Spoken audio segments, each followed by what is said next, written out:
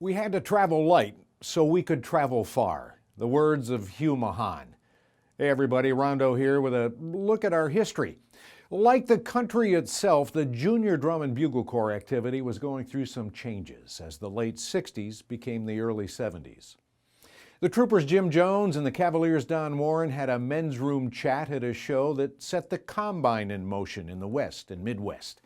Things were brewing in the East as well with the United Organization of Junior Corps, organized by Garfield Cadets director Hugh Mahon.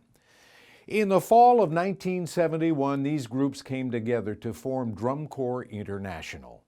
Hugh was one of the founding fathers and became the Eastern coordinator. I sat down with Hugh Mahon after the DCI Championship semis in 2019 to talk about those early days, beginning with his start in Drum Corps with the Cadets. I marched in 60, 61, 62 as drum major with the Cadets. And give me the rest of your history from there. And then I went to the Caballeros as drum major.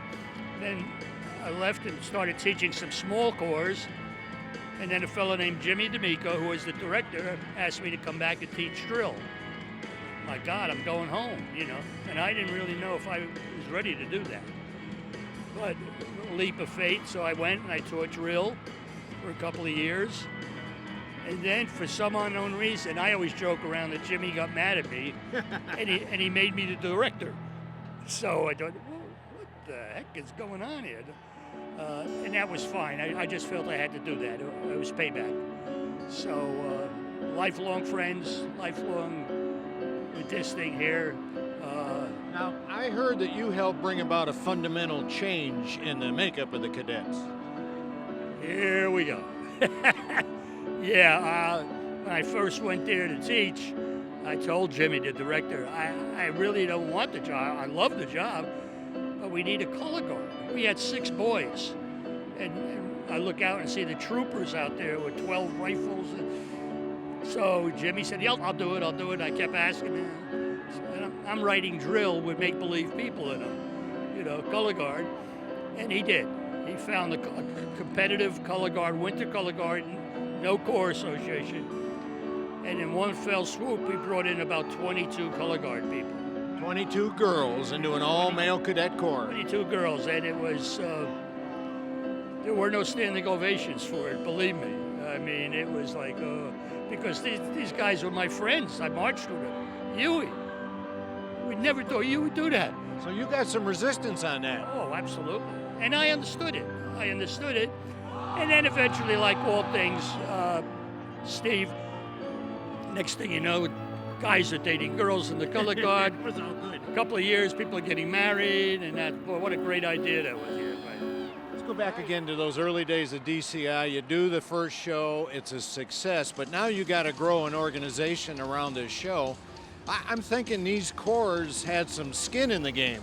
Well, yeah, because in the beginning, if you were doing DCI shows, you were walking away from local shows where you could take a 20-minute bus ride.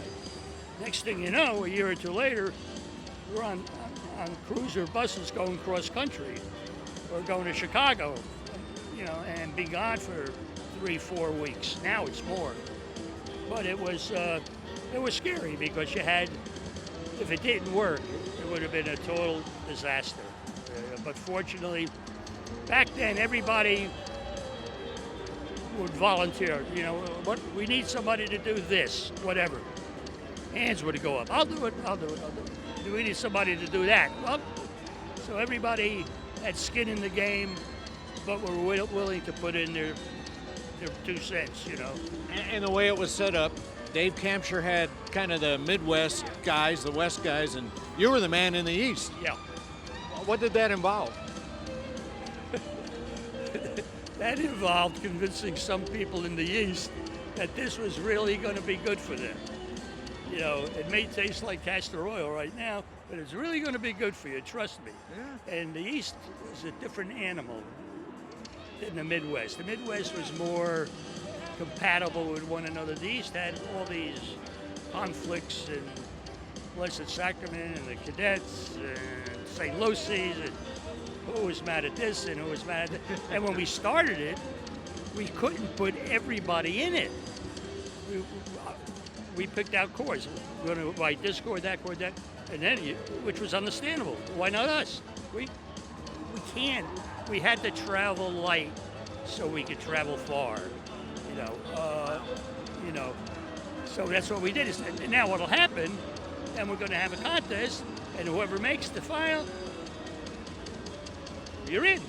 And that's how it's going to be done. Well, that at least Took the pressure off. yeah, and it really helped as far as moving the thing along without all these too many people. If we would have had 30 people in the organization. Yeah, you guys were really lean in the beginning. Oh, gosh. Yeah. Big picture, what has drum corps meant to you in your life? Oh, God. In all honesty, I never had the opportunity, probably shouldn't say this, I didn't have the opportunity to go to college. So I joined this drum corps, and they say, you have to do this now, and you have to do that now, and make sure you're here then. And I started developing these habits, and wound up running the cadets, which gave me some business experience. Every day, I used to be in the mini warehouse business, and shipping containers for Walmarts.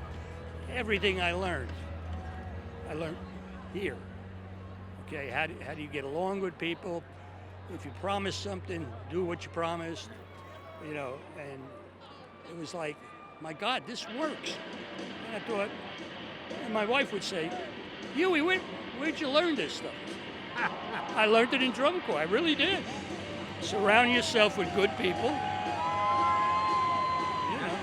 And these are life lessons that we're still passing on to kids today. That's pretty cool. Oh, it's wonderful. It's wonderful. I mean,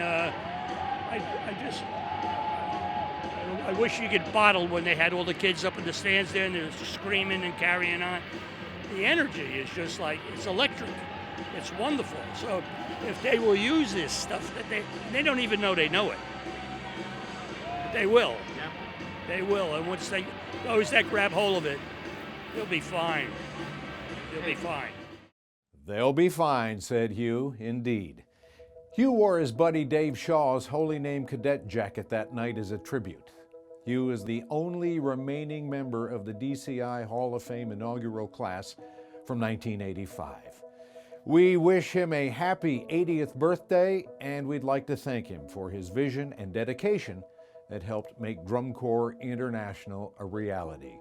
Here's to you, my friend. Here's to you, Hugh Mahon.